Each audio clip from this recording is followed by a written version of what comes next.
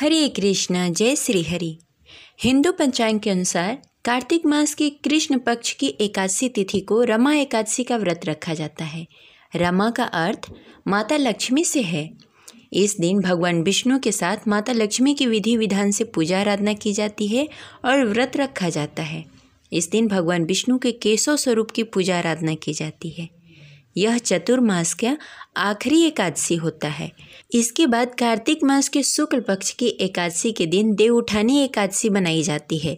देव उठानी एकादशी के दिन से चतुर्मास समाप्त हो जाता है और सभी मांगलिक कार्य प्रारंभ हो जाते हैं। रमा एकादशी दीपावली से पहले पड़ती है, इसलिए इसे दीपावली एकादशी भी कहते हैं। इस दिन पूजा आराधना करने से, व्रत रखने से भगवान विष्णु के साथ माता लक्ष्मी की भी कृपा प्राप्त होती है। इस एकादशी के व्रत के प्रभाव से समस्त पाप नष्ट हो जाते हैं और मोक्ष की प्राप्ति होती है। साथ ही इस व्रत के प्रभाव से धन्य धान्य की कभी कमी नहीं होती। घर में सुख शांति समृद्धि बनी रहती है और समस्त बिगड़े काम बन जाते हैं। पद्म पुराण में बताया गया है कि जो फल कामधेनु और चिंतामणि से प्राप्त होता है, उसके समतुल्य फल रमा एकादशी का व्रत रखने से प्राप्त होता है। इस दिन व्रत रखकर संध्या के समय दीपदान करना चाहिए। संध्या के समय दीपदान करने से माता लक्ष्मी प्रसन्न होती हैं और घर में धन की कभी कमी नहीं होती। तो आइए जानते हैं कि साल 2025 में रमा एकादशी कब है, पूजा का शुभ मुहूर्त और पारण का समय क्या होगा। अगर आपको जानकारी अच्छी लगे तो इस वीडियो को लाइक करके कमेंट बॉक्स में हरे कृष्ण जय श्री हरि अवश्य लिखें। जैसा कि हम लोग देख रहे हैं कि इस बार साल 2025 में हर फेस्टिवल 2-2 दिनों की हो रही है। इस बार शरद पूर्णिमा भी 2 दिनों की हुई थी।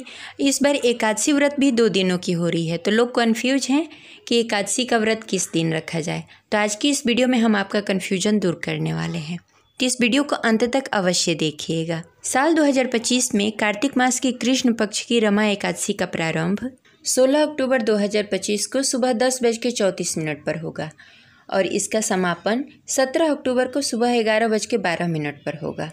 उदय तिथि को देखते हुए 17 अक्टूबर 2025 दिन शुक्रवार को रमा एकादशी का व्रत रखा जाएगा और इसका पारण 18 अक्टूबर दिन शनिवार को सुबह 6:24 से 8:41 के मध्य में आपको कर लेना है, क्योंकि एकादशी व्रत का पारण कभी भी द्वादशी में किया जाता है, त्रयोदशी में नहीं। तो आप त्रयोदशी तिथि प्रारंभ होने से पहले एकादशी व्रत का पारण कर लें।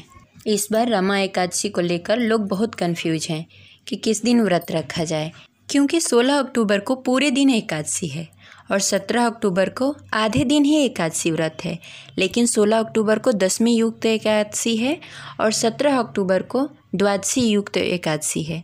तो कभी भी जब एकादशी व्रत 2 दिनों की होती है तो विष्णु भक्त को हमेशा से दूसरी वाली एकादशी का ही व्रत रखना चाहिए। इस दिन आप अगर व्रत रखेंगे तो 2 व्रत आप एक साथ कर सकते हैं।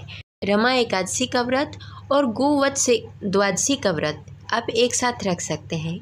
इस दिन गाय और बछड़े की पूजा करनी चाहिए और गाय के दूध से बने हुए मिष्ठान या खीर वगैरह आपको कुछ नहीं खाना चाहिए।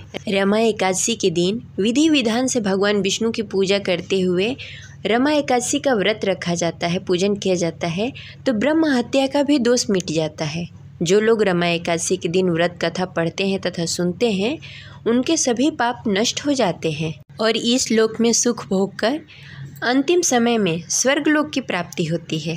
तो ये रही आज की जानकारी। आशा करते हैं आपको अच्छी लगी होगी। तो इस वीडियो को लाइक करके कमेंट बॉक्स में हरे कृष्णा अवश्य लिखें। मिलते हैं अगले वीडियो में, तब तक के लिए हरे कृष्णा, राधे राधे।